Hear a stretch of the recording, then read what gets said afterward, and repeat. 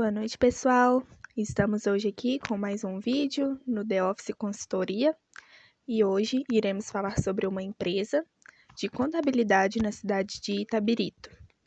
Fizemos uma análise e hoje nossas colegas irão falar sobre alguns tópicos relacionados a essa empresa. Vamos começar com a Ana Luísa com um tópico de diversidade e como ela é feita dentro da empresa. Boa noite, agradeço muito pela oportunidade e fazendo uma análise sobre diversidade. De acordo com a entrevista feita com a contabilidade, ficou claro pelo relato do gestor que a política de diversidade não é uma prioridade na organização, visto que não há um número considerável de grupos diversos.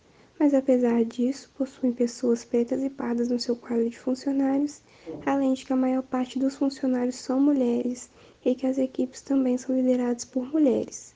O que poderia ser feito para aumentar os índices de diversidade seria contratar pessoas com deficiência, dando prioridade para elas no processo de recrutamento, e a empresa também possui uma estrutura que atenda às necessidades especiais das pessoas. Ela também poderá contratar pessoas LGBT junto com as práticas de acolhimento, para que assim ela se torne uma empresa que atenda várias pessoas sem preconceitos. Agora eu vou passar para minha colega Joyce, que vai falar um pouco sobre liderança. Boa noite a todos. Eu agradeço pela oportunidade e como a Ana nos disse, eu vou falar um pouco sobre liderança. A liderança na empresa ela é feita de uma forma democrática. Alguns gestores e colaboradores eles possuem uma liberdade para trocar ideias e sugestões, de forma que a comunicação interna consiga fluir bem entre os setores. É importante colocarmos que a comunicação e o feedback entre funcionário e líder é de extrema importância para que sua equipe não fique desmotivada e consiga entregar bons resultados. E através da análise feita de como está hoje a liderança na empresa, podemos observar que a relação entre os gestores ela é tranquila de uma forma de uns com os outros.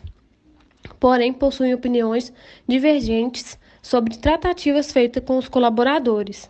No mesmo ambiente de trabalho, existem gestores que estão mais abertos com seus funcionários, possuem uma boa relação e estão dispostos a escutar o que eles têm a dizer.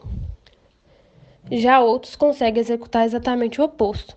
Eles não se preocupam com o bem-estar organizacional dos funcionários e evitam tratativas diretas com eles. E como sugestão de melhoria, através da análise, a organização ela deve estar alinhada nos processos e sabemos também que a comunicação é essencial. Dessa forma, sugerimos aos gestores que possam estar dando a devida atenção à sua equipe, busque também entender as suas dores, as suas dificuldades e coloque-se à disposição para ajudar e direcionar no que for preciso. A falta de apoio é um grande empecilho para reter talentos e é preciso reconhecer seu profissional diante da empresa. E agora, vou chamar a Letícia, ela vai falar para a gente um pouco sobre a cultura e o recrutamento e seleção. Boa noite a todos e todas. Gostaria de agradecer a oportunidade que eu estou tendo aqui de poder estar mostrando um pouquinho da nossa análise de consultoria que nós fizemos na empresa em questão. Falando então um pouquinho, primeiramente, da cultura organizacional da empresa, na análise que nós realizamos, a gente pôde perceber que a cultura que está sendo exercida na empresa é a cultura de pessoas. O que é essa cultura de pessoas? É quando a empresa dá espaço, voz ao colaborador, para ele ter a liberdade de expressar os seus ideais, suas ideias dentro da empresa.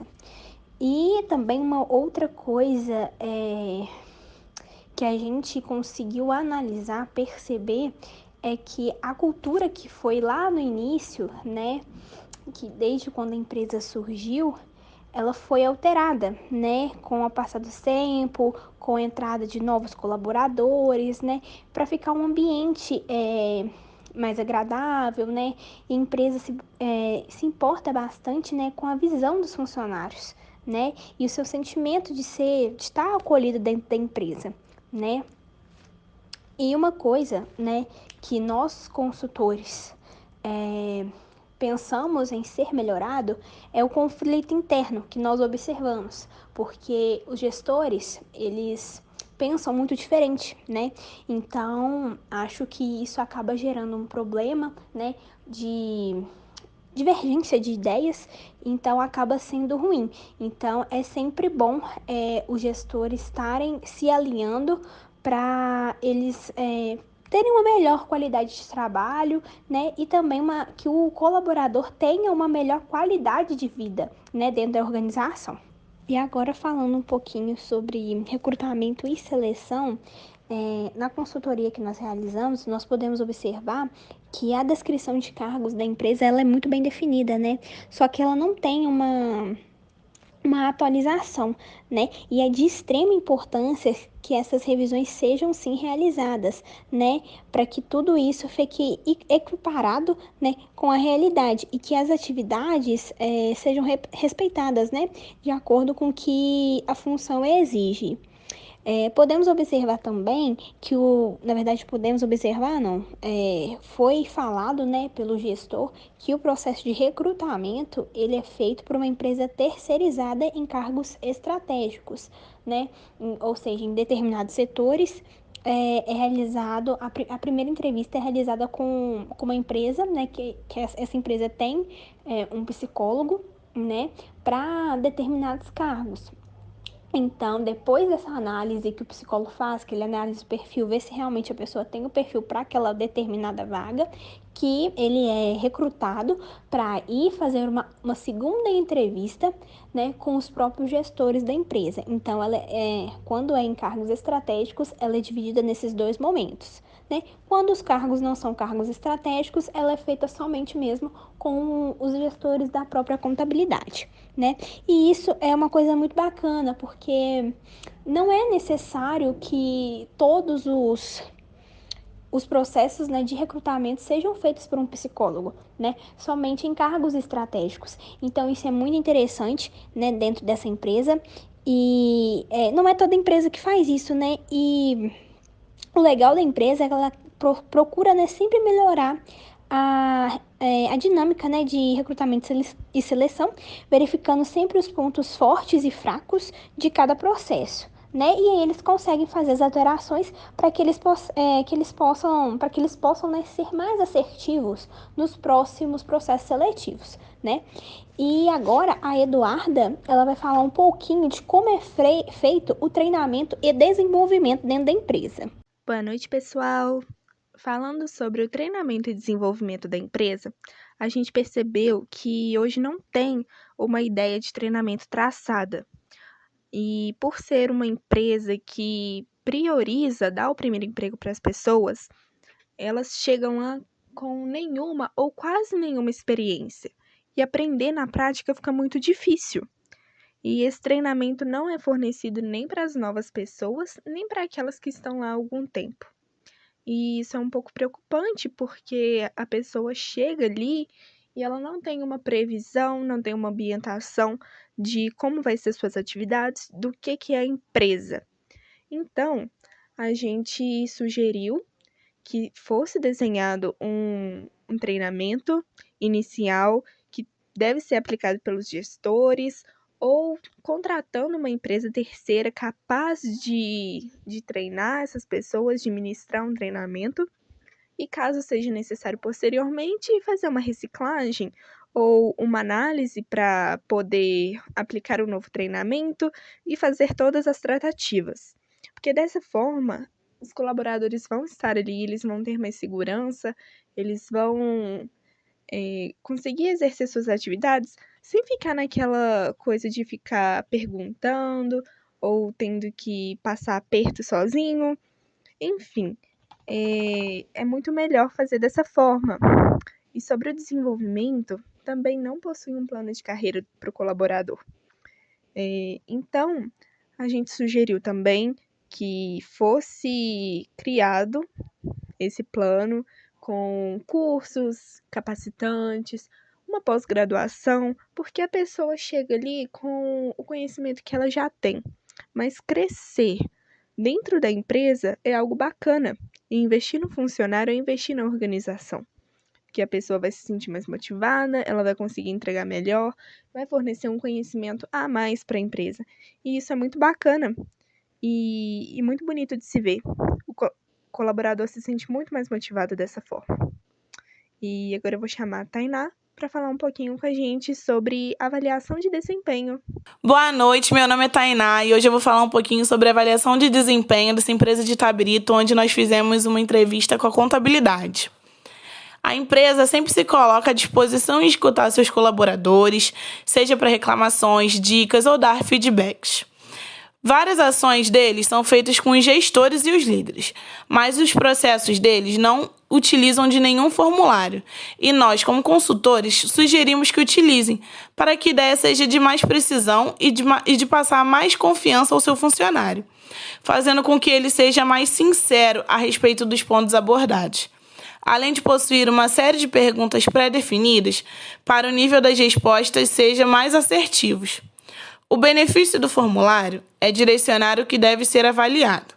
Assim, o processo fica mais padronizado e evitamos erros. Como consultores, também sugerimos uma entrevista escrita, para que as medidas a serem tomadas sejam centralizadas à devida dor do colaborador. A avaliação de desempenho é realizada pelo gestor de cada equipe e o feedback é repassado de forma verbal ao funcionário, de forma que mostre o sentimento do líder em relação às entregas realizadas e a postura daquele funcionário. Sendo assim feito mensalmente, junto às reuniões de setores.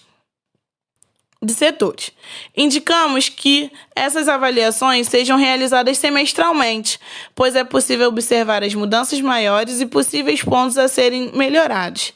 E com isso eu encerro o nosso tópico de avaliação de desempenho. Eu espero que vocês tenham gostado. Para finalizar com o clima organizacional, a empresa hoje não possui uma pesquisa de clima. É feita só uma reunião com os gestores, como as meninas falaram anteriormente, mas não tem nenhum histórico, não tem nenhuma formalização disso. Eles se preocupam muito com a entrega dos resultados, querem saber como que os colaboradores estão trabalhando, mas não se preocupam de fato com o ambiente ao redor. Então, a gente conversou com o Geraldo, que deu essa entrevista para a gente, conversou conosco, e falamos a importância de fazer uma pesquisa de clima, no mínimo a cada 6 meses, para ver como que está a situação ali, como os colaboradores estão se sentindo. E a ideia de um formulário, com umas perguntas pré-definidas, tendo a opção do colaborador se identificar ou não. Porque às vezes a pessoa é mais reservada, não quer se identificar, e com isso ela vai conseguir ser mais sincera, vai conseguir passar melhor o que ela está sentindo. Através desses resultados, o pessoal vai se juntar em uma reunião e vai traçar estratégias que podem melhorar o clima para todo mundo, que podem deixar um ambiente mais agradável para que todo mundo consiga trabalhar em um lugar bem adequado. E é importante a gente ressaltar essa preocupação, porque os colaboradores passam a maior parte do dia na empresa. Então, é bom você estar em um lugar que você se sente bem, você se sente acolhido, que o clima é agradável. Por isso é tão importante a gente pensar nisso e não deixar de lado. E esperamos que a nossa consultoria traga resultados bons para essa empresa, porque a gente se preocupa muito com as pessoas e queremos ser cada vez melhores. Então, por hoje é só isso. Peço que se inscrevam em nosso canal, nos sigam no Instagram, nas nossas redes sociais. E até a próxima semana. Abraços do The Office Consultoria.